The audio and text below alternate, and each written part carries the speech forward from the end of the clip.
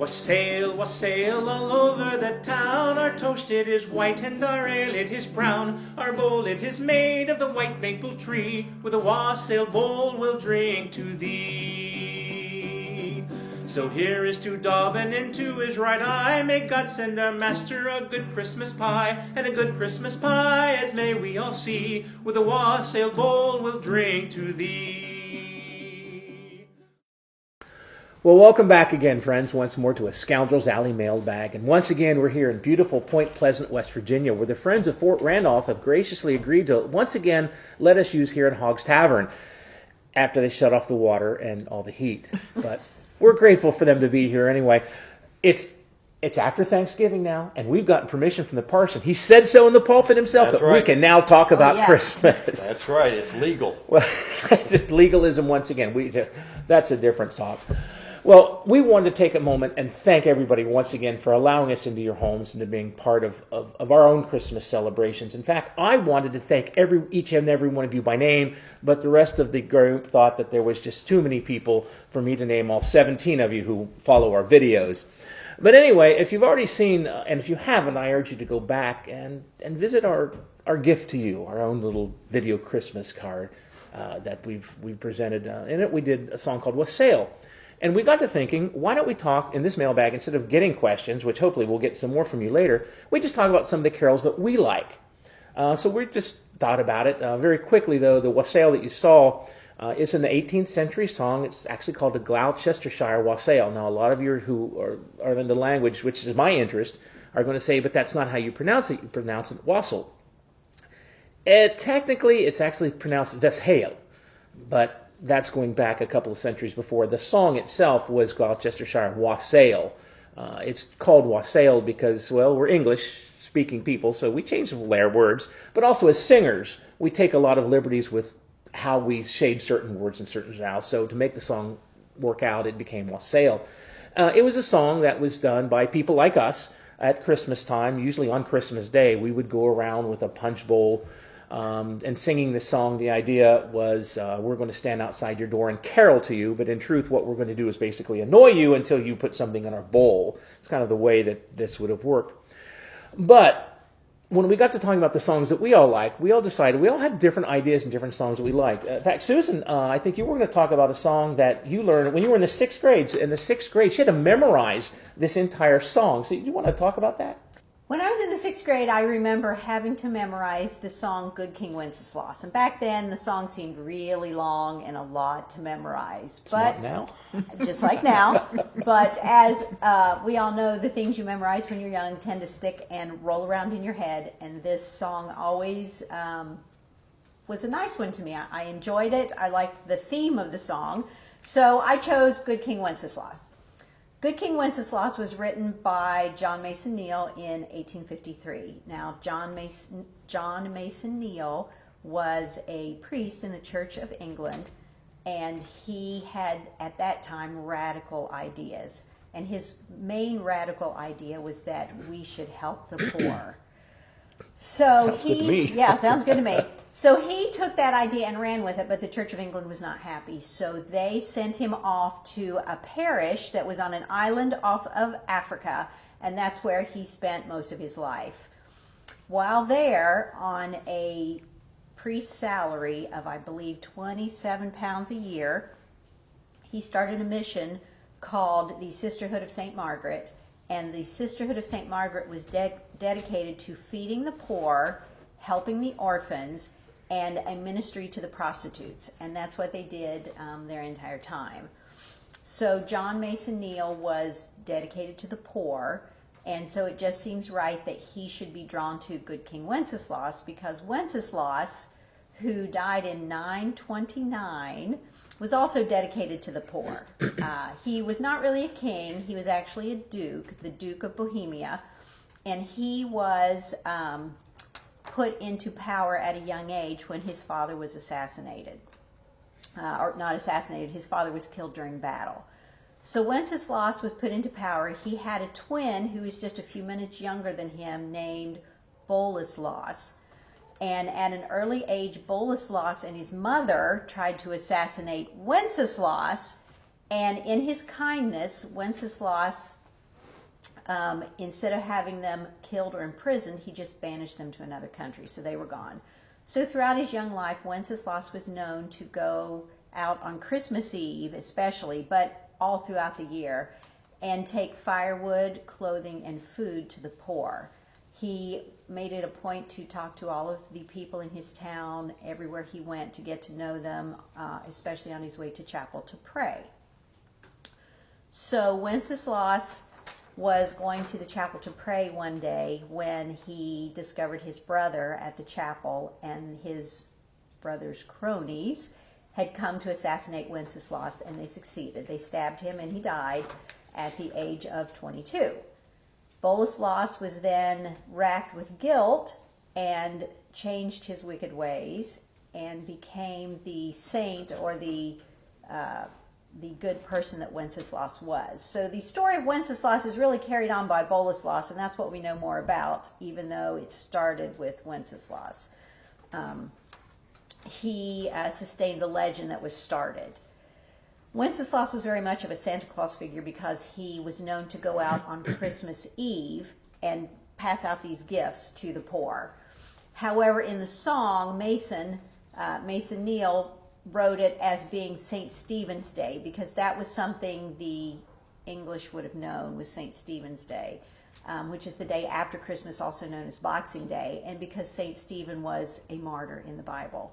So he wrote the legend in the song as it being St. Stephen's Day, but it really was on Christmas Eve that Wenceslas went out passing out gifts to the poor. So that is a brief history of Good King Wenceslas, but the song ends with the words, "Ye who now will bless the poor shall yourselves find blessing," and I think that's something that we should all look at today at this Christmas season.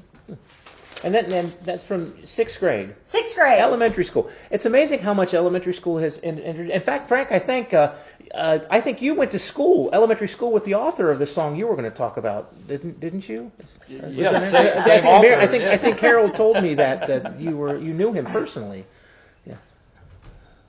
We sat together at lunch. That's right. Hung out at recess. Must be true. The parson's wife told us that. That's right. That's the way it goes. Well, you mentioned John Mason Neal, and the song that I have is also translated by Neal, and it's O Come Emmanuel. This is slightly older than I am.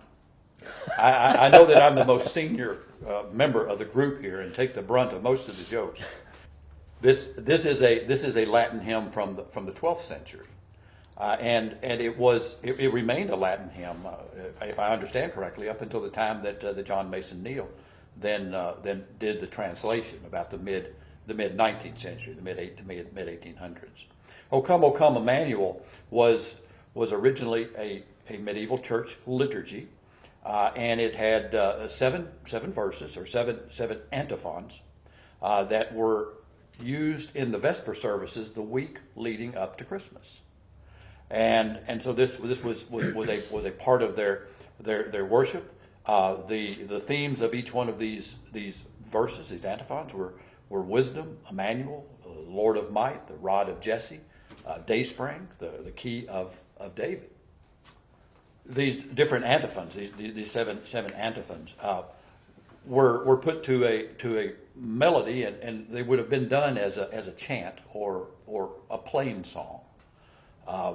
They are, and I'm horrible with Latin, but I'm going to say it's O wisdom, O Adonai, which is the Hebrew word for God, O Radex Jesse, the stem or root of Jesse, O Clavis David, the key of David, O Orions, dayspring, O Rex Gentilium, the king of the Gentiles, and O Emmanuel. And then put together, these words form an acronym, and that acronym, if you read it forward, is SARCORE. But if you reverse it, it says Ero Cross, which means I will be present tomorrow. And so this last antiphon, this last verse, O Emmanuel, would have been sung on Christmas Eve. So we know the words, and the words have been retranslated several times. But O come Emmanuel, and ransom captive Israel, that mourns in lowly exile here until the Son of God appear.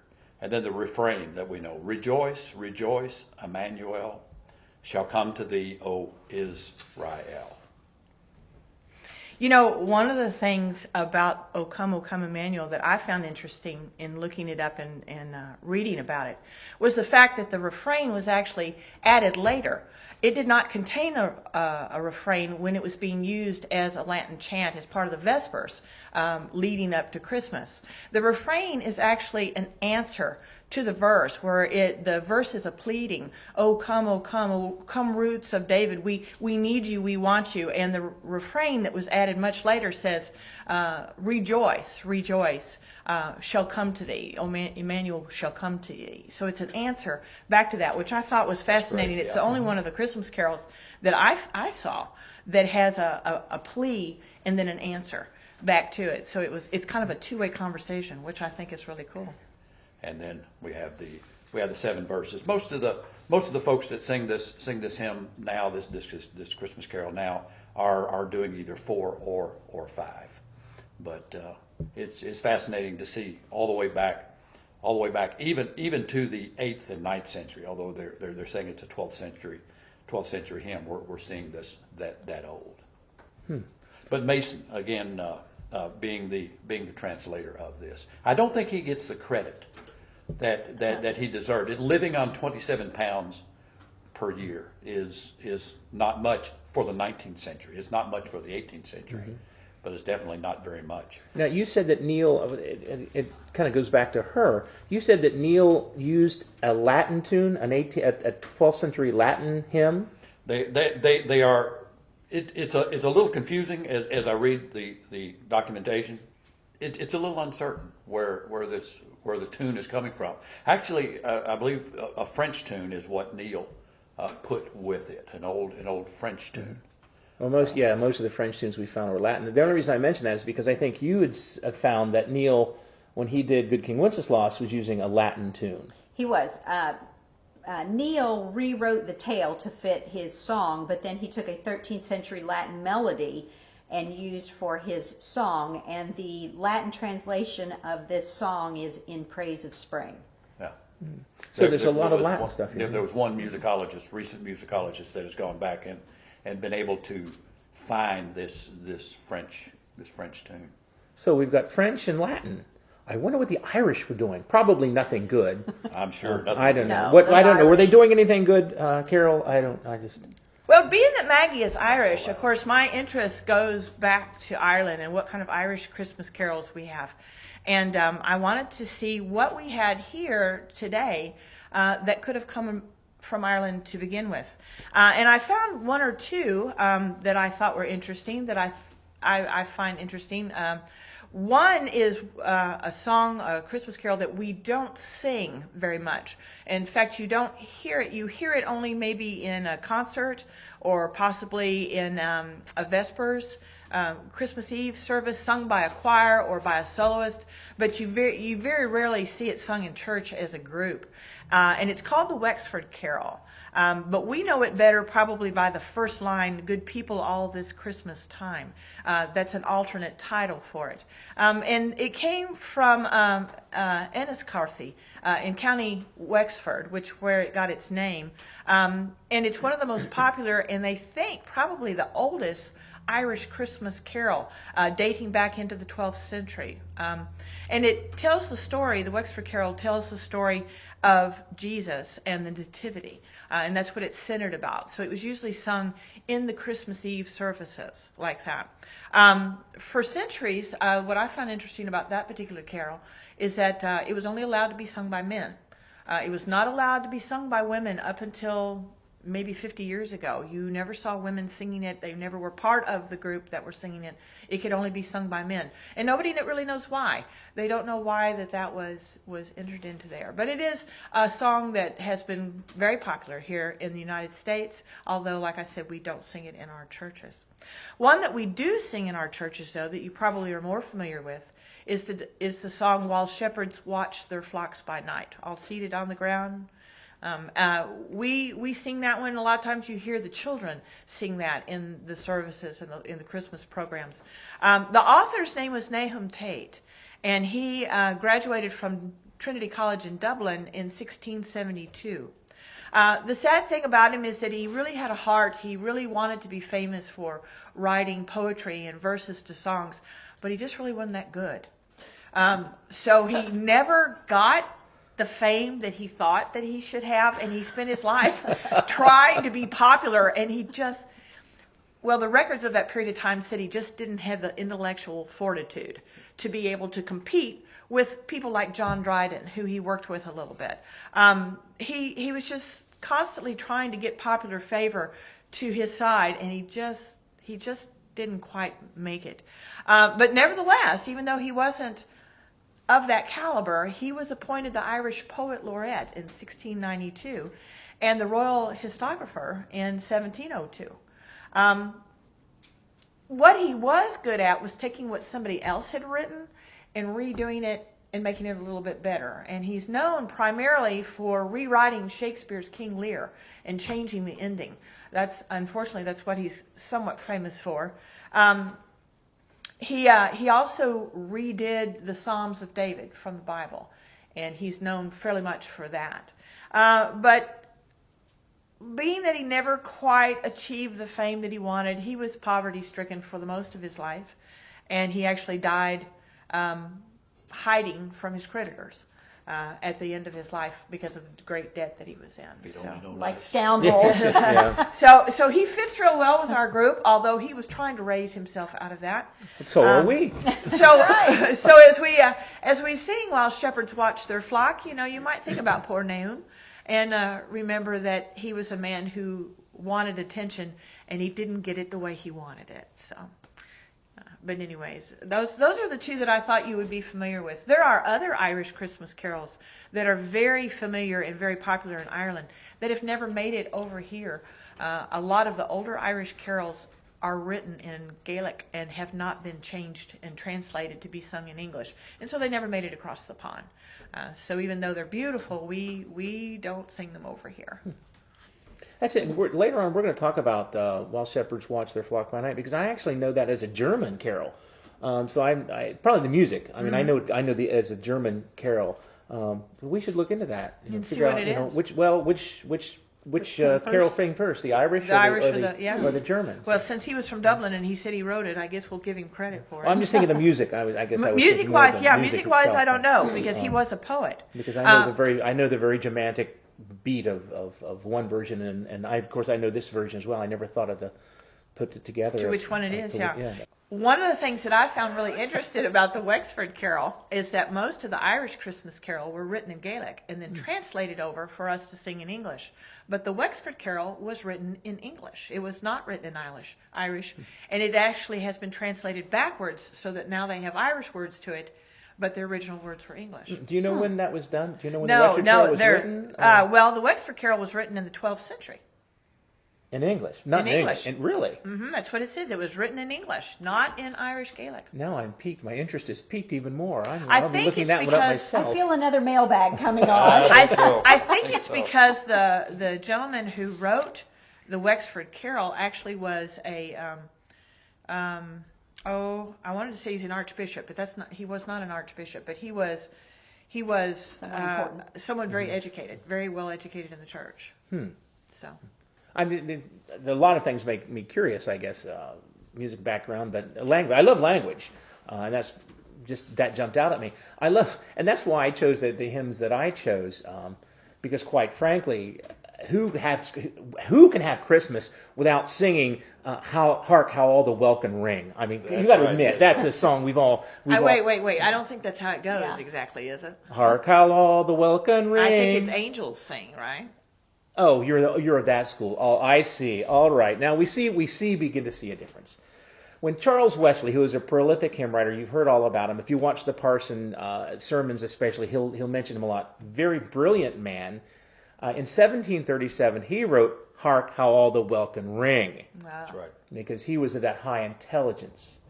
Now, Charles Wesley, I must say, he wrote about 3,000 hymns, and you're very familiar with, believe it or not, you're very familiar with them. Jesus Christ is Born Today, Love Divine, I Love Excelling, which we need to do for church one of these days. Jesus, lover of my soul. Right. So he wrote, Hark, How All the Welkin Ring.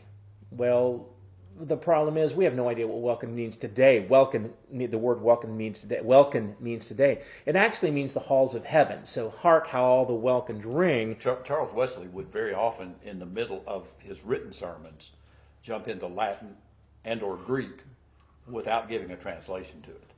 Well, he expected his people to know. Yeah. Right. Now, because I noticed that our parson oftentimes lapses into things we have no idea what he's talking about, but we just accept it.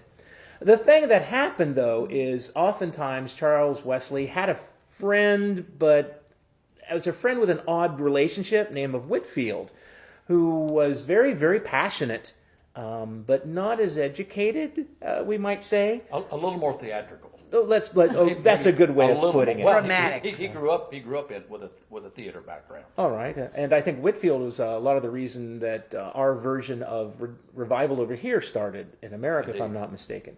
But Whitefield would take a lot of Wesley's songs and publish them, sometimes without Wesley's permission. And he did this in this case, but he didn't feel that the common person had any idea what a welkin was, so he changed the name to Hark, the Herald Angels Sing, for those lesser educated, such as the Irish, so that they would be able to sing it as well. When we read back that, this got Charles Wesley very, very upset because he did not think this was theologically sound. Because Wesley's argument was there's nowhere in Scripture that the angels ever sang.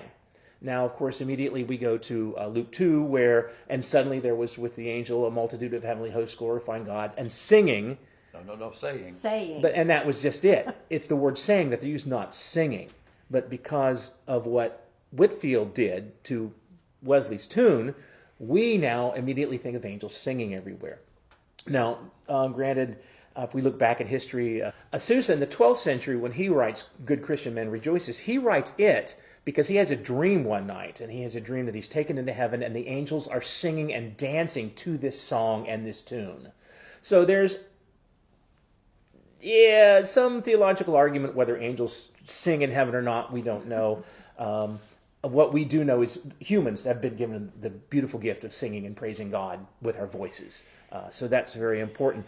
That just strikes me as interesting, though, again, the language, how the language changes. The other one that I find fascinating, and you might have picked up on it in our Christmas video when I wished everybody a mighty Christmas, and that was God Rest Ye Merry Gentlemen.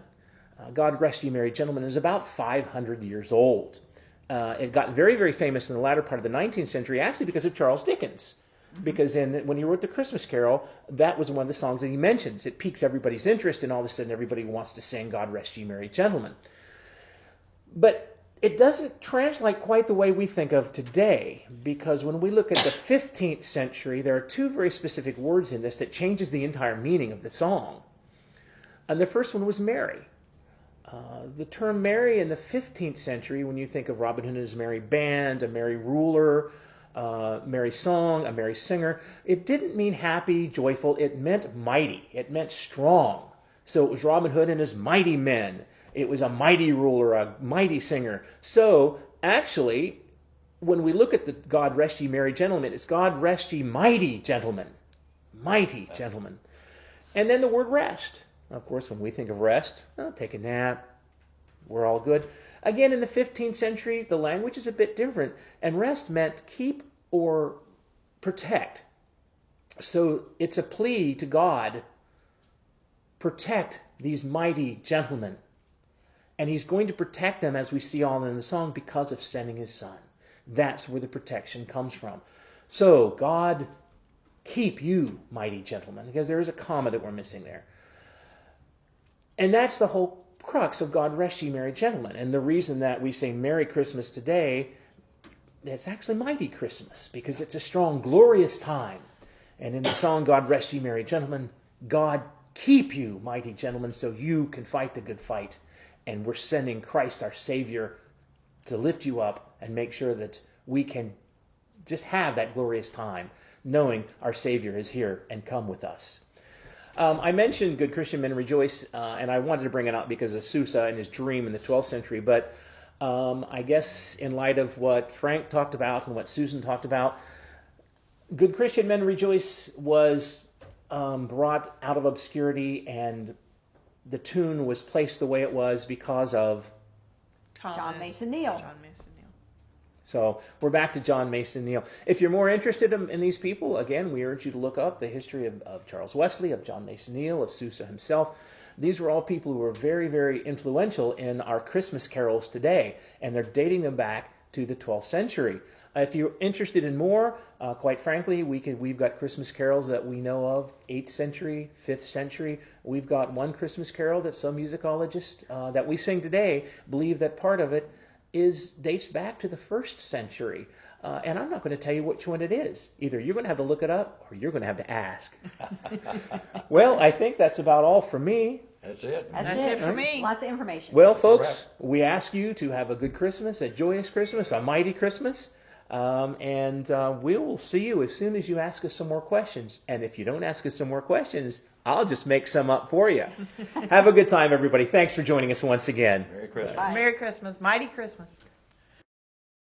From our house to yours, from Scoundrels Alley, we wish you a mighty Christmas. A happy Christmas. Nolig Shinedwich. Joyous Noel. And I need some. And that's more. a wrap. My My boy, sister's yeah. here. Where's all over here? That's Where's the all food? right. Over here. Some of that. Yeah, my socks aren't dry yet.